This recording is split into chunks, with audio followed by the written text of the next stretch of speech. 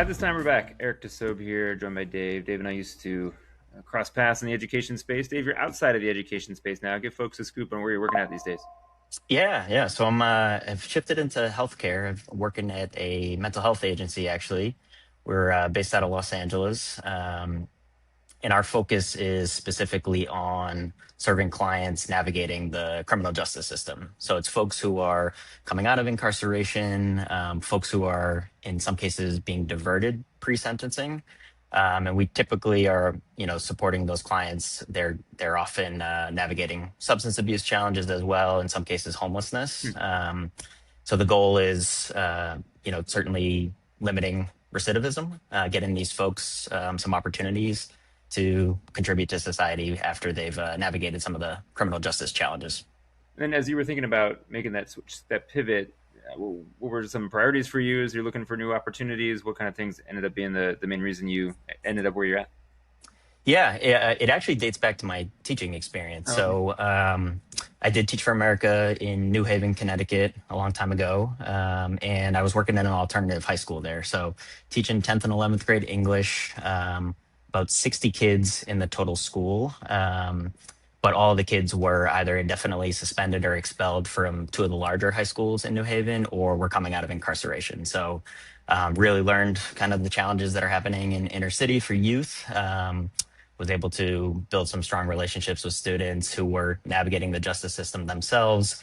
Um, Grew really close with one student who became incarcerated partway through my first year teaching, and ended up, visiting him in prison during his 4 year sentence. And so always had a connection to that population. And then, navigated many different roles in the nonprofit education space after that, and charter management organizations, and but kind of always had a tug to think about that population. And so when I started thinking about shifting out of charter management, really didn't have an idea of the opportunities that are happening and the work that's happening in the space, and started to explore, started to see that there was stuff in my background, in my backyard, that was happening, really cool organizations doing good work, and started to research. And Project 180 is the name of our division. We're a division under a larger mental health agency called Special Service for Groups. And all the different divisions are typically focusing on these populations. And so unique opportunity to be kind of the first talent headcount within the organization. We have centralized HR through SSG, the parent company. So I get to focus really on our people, our culture, which has been really exciting. Did you feel like you had to convince or persuade the folks there that your background in hiring teachers or principals or after school instructors would translate to a sector that maybe you weren't as deeply sourced in? Maybe this was your experience too, Eric. I think in education, if people were hungry, people Mm. had strong work ethic, they often got chances to do things that they maybe hadn't had previous experience for with. That was kind of how I landed in talent. Had some people engagement work in my past, but when I moved into charter management was really when I kind of got into the core recruitment and core HR employee relations functions. And so I did notice a little bit similar.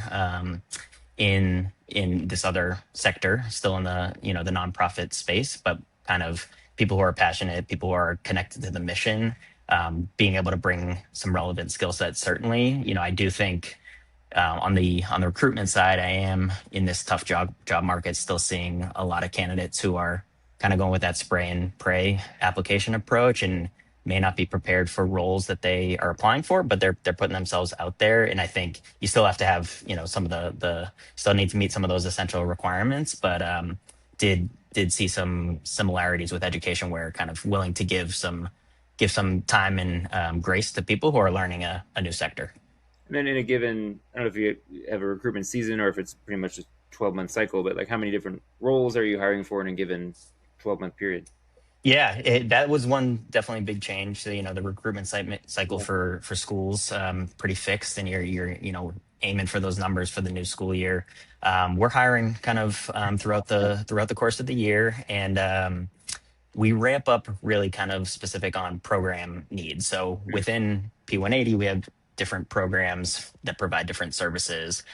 So, for example, over the summer, we learned that we were going to open a new interim house in Skid Row down here in LA. And that required it was going to be a 60-bed facility that was really quick ramp up to hire supervisors, hire case managers, hire resident aides for that site. And so there was a real strong blitz there. And then at other times, kind of if we're seeing some strong retention, we have some lulls where we can kind of do some more of that proactive strategic work. And do you have a team that you manage, or it's a one person shop with you? I'm glad to put a plug because I am hiring right now, Eric.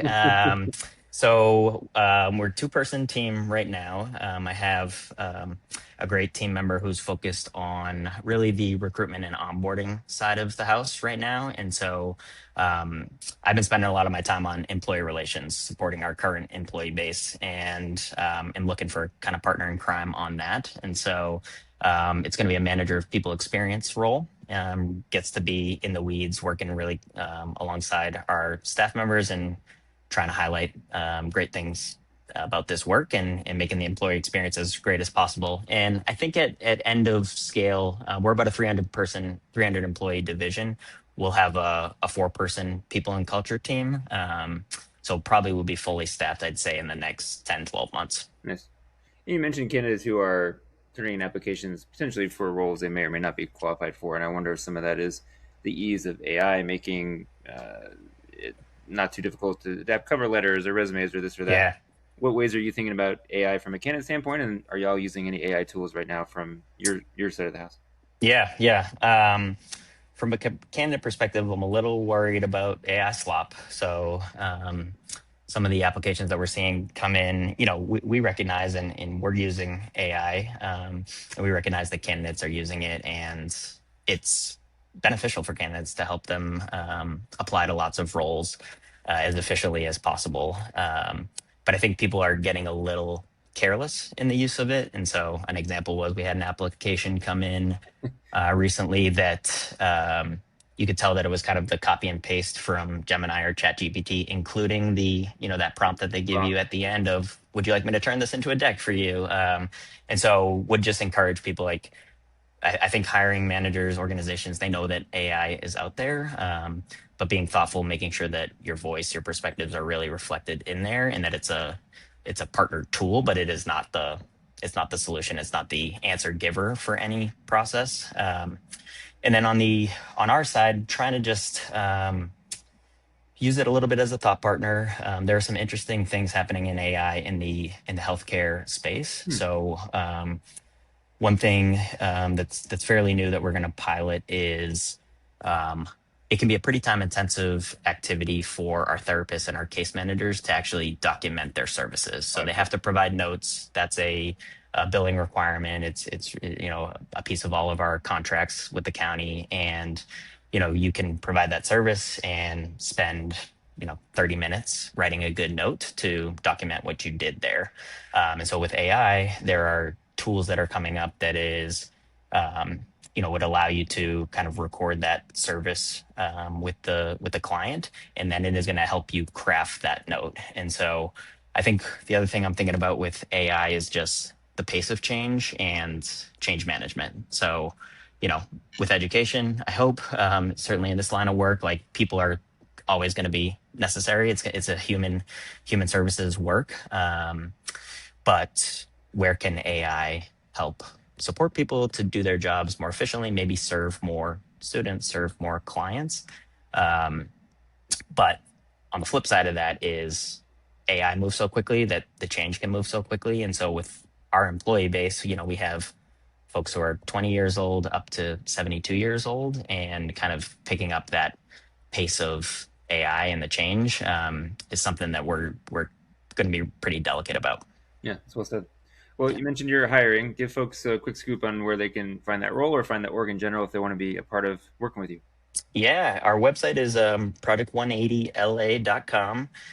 You can find me on LinkedIn. I'm posting, just the roles posted up there.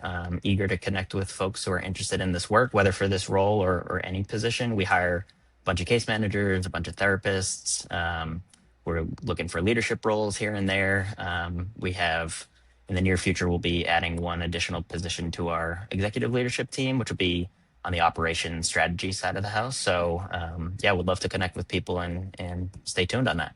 Sounds good. We'll put that info in the episode description. Dave, thanks for coming on. Thanks everyone for listening. Capture all the past episodes, all the places you get your podcasts, and catch Dave and I in stunning 4K on YouTube. Until next time, we'll catch you soon. Great.